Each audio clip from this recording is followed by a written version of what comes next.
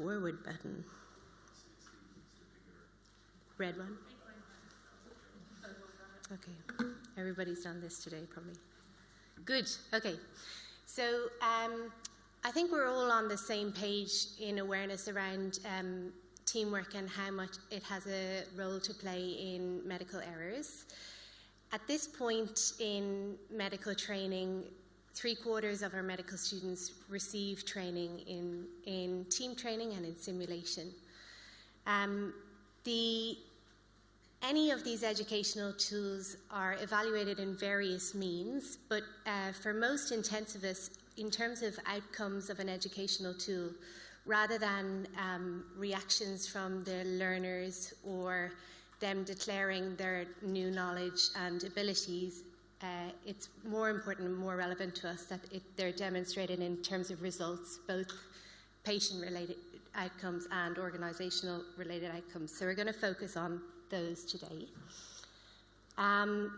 So the print is small, but basically there's lots of evidence around improving patient outcomes with simulation. The first is an improvement in resuscitation skills in pediatric trainees. The second is teamwork training around the improvement of clinical training in trauma patients. So that's time to the CT scanner and time to theatre in critically ill trauma patients.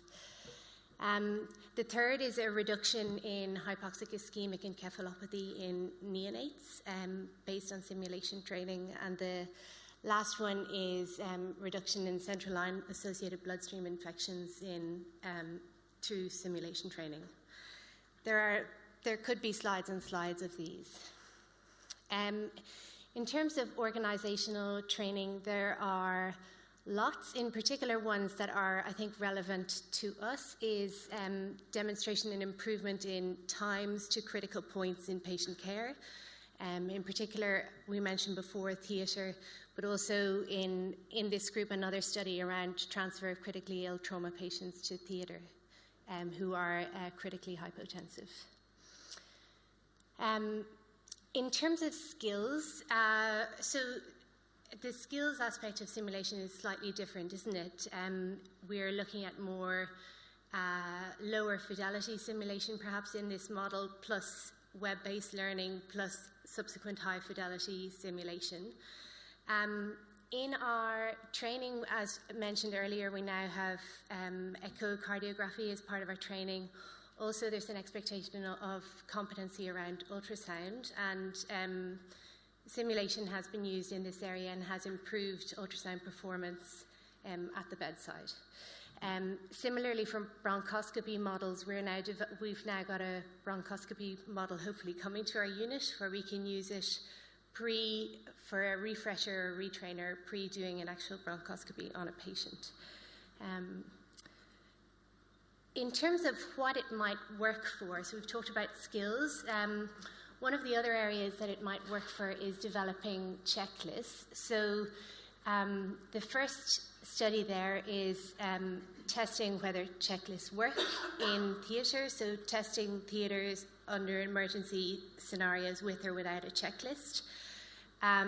They did 106 emergency scenarios, and in those who had a checklist, they missed critical patient care events 6% of the time compared to 23% without a checklist.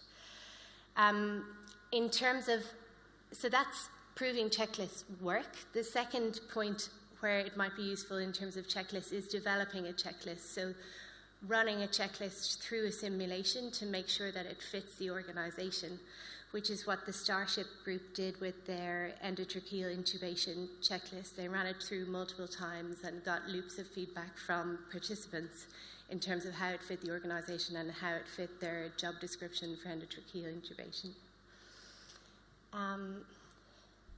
The other thing that we might be able to use it for and can use it for is testing systems.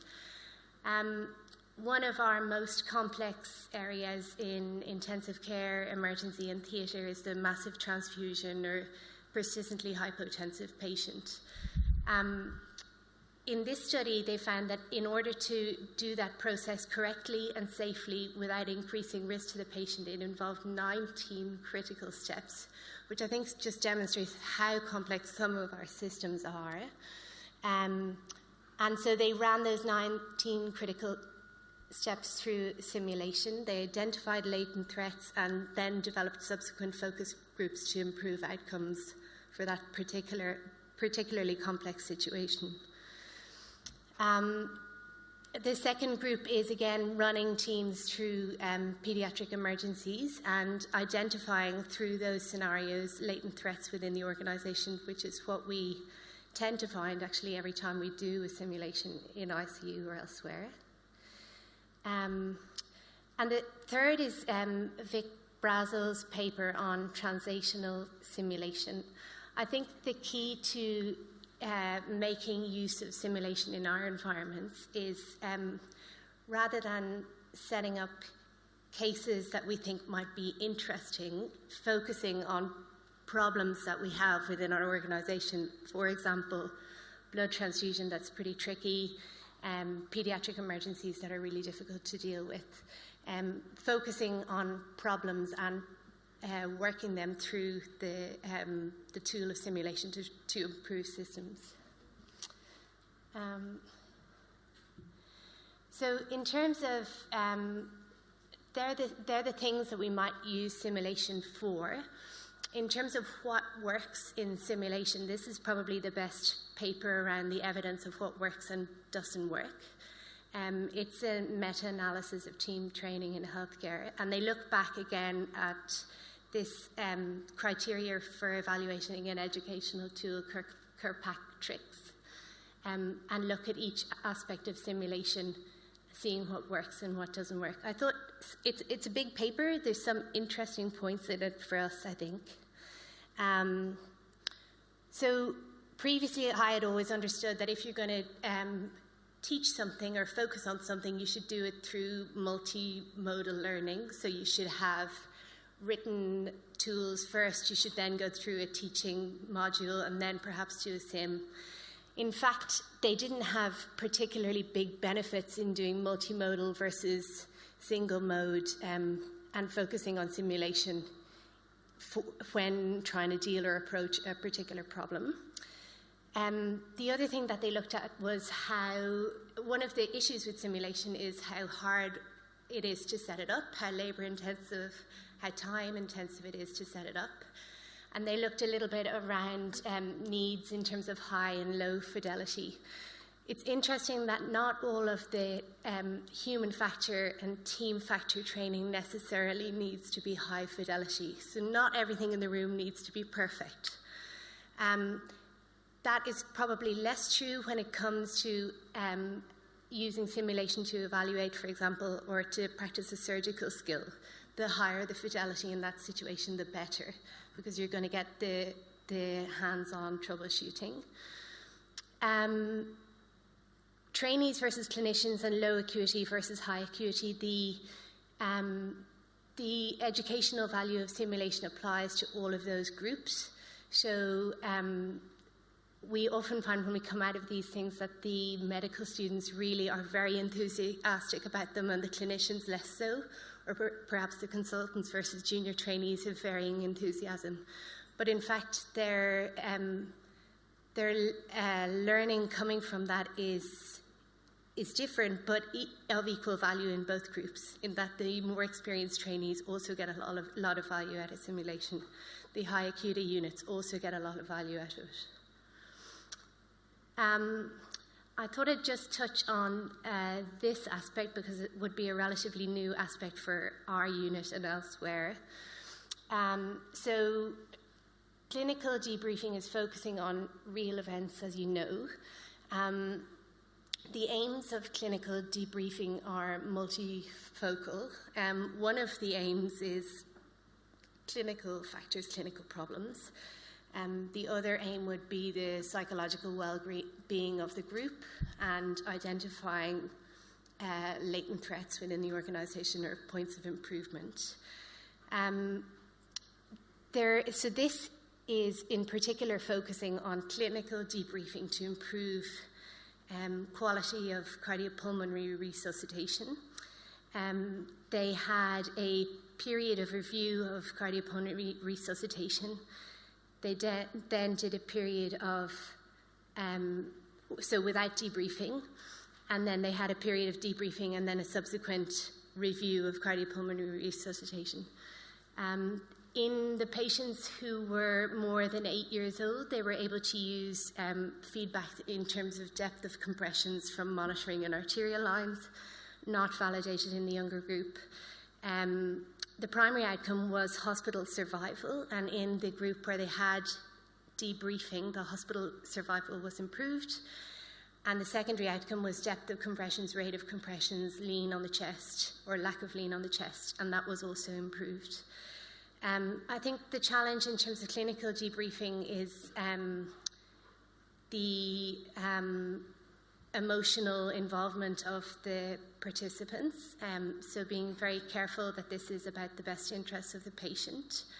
A cold debrief rather than a hot debrief may be more, maybe a safer medium of doing that, in that it's usually less emotional the further away from the event people are, and the less involved they are. But they do have, this is a real event, it's likely to recur. There is this emotional motivation for learning, which may actually benefit in terms of increased outcomes.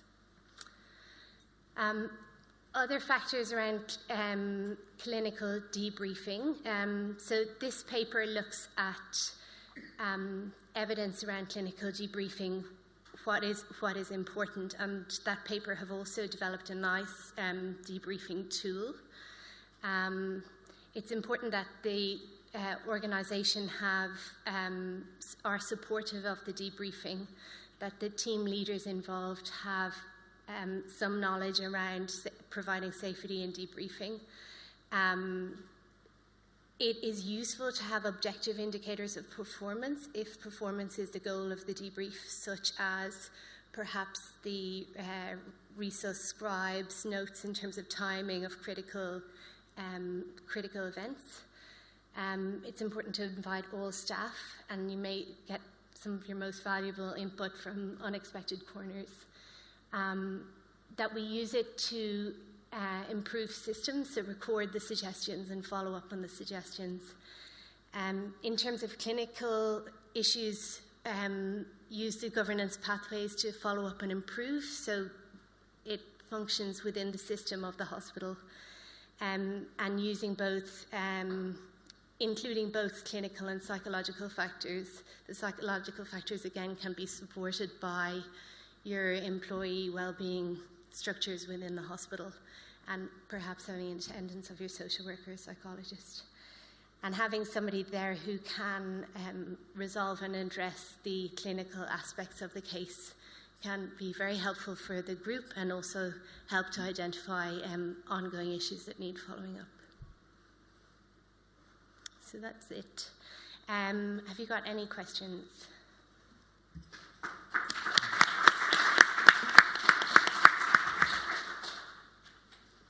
Yeah, Steph.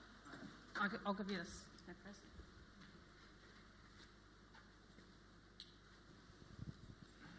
That was a great talk, Sheila. Thanks. The hot debrief versus the cold debrief. I'd like to hear what your personal experience is in terms of a debrief, how much you gain in each of those scenarios. So I think the hot debrief is much easier organisationally, in that the staff are on the floor at the time. One of the issues, as we mentioned, is around emotional involvement at that stage, and often a hot debrief is much more relevant from a psychological impact point of view. A cold debrief may bring up more latent threats or clinical aspects of the case. In general, when we do debriefs, we usually do a cold debrief at interval a few days afterwards, and have the right senior staff there to support the various teams involved, and sometimes involve a social worker as well, which can be, it's pretty tricky to do that immediately after an event. I know some departments do hot debriefs with this prescribed form, and that may take people more towards the clinical events, which do need to be discussed and resolved as well. But certainly there's usually more emotion involved. Hi. I'm probably out enough. It's okay. We really need to look like projects that are reporting as well. I thought. Thank you. Hi, Sile. Just wondering if you've got any suggestions with that clinical debrief, and probably more on the cold debrief, of things that perhaps haven't been done as well as they could be, and trying to prevent people, instead of looking at it completely as a learning step, taking it personally and thinking that whole taking on board, oh my goodness, I didn't do that properly, they died because of me. And no matter how much you kind of impress upon people that, no, it wasn't anyone's fault, we're just discussing this to make it better, but also trying to get across the point that we can do better and that we need to do better. I think, so from a clinical aspect, I think using the governance structures of the hospital, so the quality improvement structures of the hospital, the fact that this will be discussed in your next M&M, and we'll go through those details then. The setup is important in terms of the aim of discussing clinical facts is to identify issues that we have as a group, that this is a systems approach to patient care, that you're not managing this on your own. And also,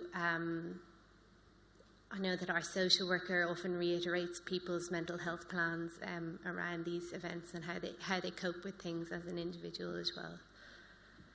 Yeah.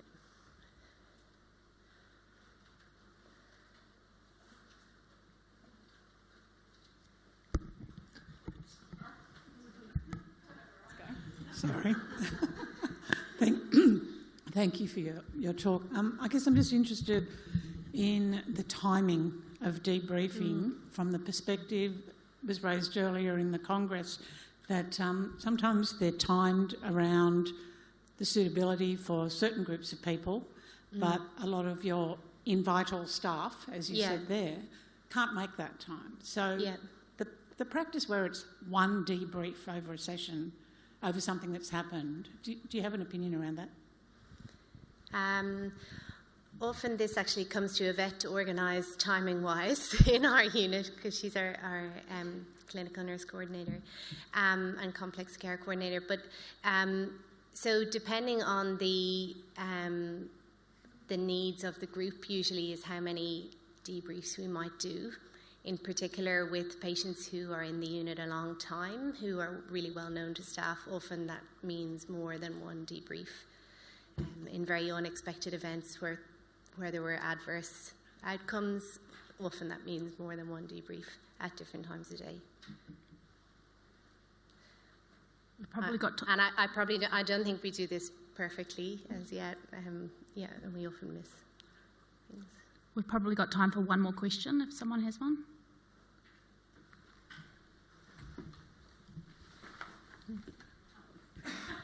You might get me in stereo. To get back to the team training aspect of simulation, how on earth do you manage to train the multiple permutations of teams that there are going to be in a big unit with, a dozen consultants and 20, 25 registrars and 200 nurses? To actually train each of those to work in a team is impossible. You just got to grab them intermittently. So how frequently do you need to be doing that type of team training in a unit like that to actually influence the outcome? So I think the themes around team training are repeated through the scenarios. So even if this month you go to a massive transfusion scenario, next month it's an ECMO scenario, that those team aspects are common to all of those. So from a team perspective, not necessarily having specific clinical training in one scenario over the other. from a team perspective, we can really only focus on certain aspects in each session. So you'll take away from that session those aspects, I think. We can follow up on those with email reminders and things like that to make the messages more generic and to a wider audience. But it's limited and it's quite labour intensive. Can I have another one? So No. It's a follow-up. So with the studies that have shown improvement in team performance, are there consistent members of the team that they train and reassess? So it's the same team with the same individuals within that team? Or is it a more real-world scenario where it's, as you describe, you get whoever you can at the time and it's opportunistic and so on, and they measure the performance of a non-specified team further down the track? So the two tests that are put in place are often how do you do this skill before and after training, and that's a test on an individual and that functioning team. But the other tests around time to CT scanner, time to blood transfusion are tests of the unit performance with this in place within the unit. So it improves the outcome, the patient outcome, but also the unit outcome in those studies. Thanks. Thanks very much, Sheila.